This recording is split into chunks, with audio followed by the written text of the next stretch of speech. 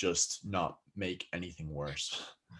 Mhm. Definitely, that's like a no. That's like a non-negotiable. That's like the lowest barrier entry here. Don't make Yeah. it worse. Yeah, I think just having the awareness of it is the biggest thing, and a lot of it comes with maturity. Yeah, Because I know for myself, when you first start out, you're self-training or working with clients initially or helping people towards their goal, all you're thinking about is, okay, let's do this training plan and let's do this food plan. yeah, And as you said earlier, like that's a very small portion. That's maybe like 20 or 30%. And over time, I think, I know for me anyway, like after I worked with a counselor for like over a year and then really started to take a deep dive into my own mental health and asking myself the question of, why do I feel depressed? Why do I feel anxious? Why am I, implementing different behaviors that are like numbing myself when it comes to, drinking or whatever it may be. And when you take that deeper dive yourself, then that gives you like such a better perspective.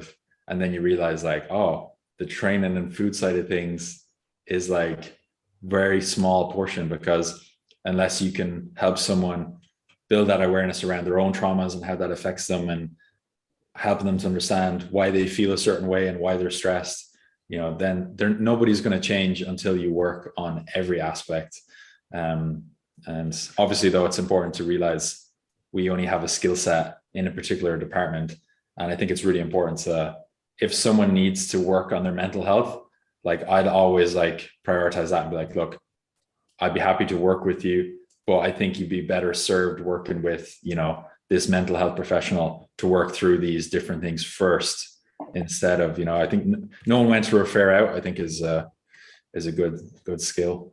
yeah. That's big. Like my like a lot of my techniques are just to help someone regulate for what we do moving forward. Yeah.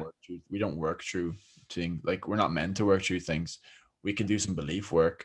Um, it's a basic, reframing, but outside of that, knowing when to refer and having people at your disposal who you trust to refer to is also, um, they're part of your extended team in many ways. They may not work directly with you, but having them is cool because you then can have like a referral system, in other words, where they refer people to you and you refer people to them. So that's like a nice thing to have as a business owner as well.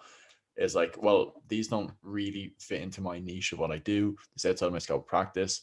But then the other thing the exact opposite could happen, where someone could go to a mental health professional that and they're looking to more so, now that they've worked through a lot of things, improve their relationship with their body, heal their relationship with food, and that's things that we cover anyway. So yeah, I think knowing when to refer is big, and not taking on too much as well, because you can think as a coach you have to kind of solve everything. Just solve Yeah. what you're focusing on, and then you know something solve themselves in the background as well.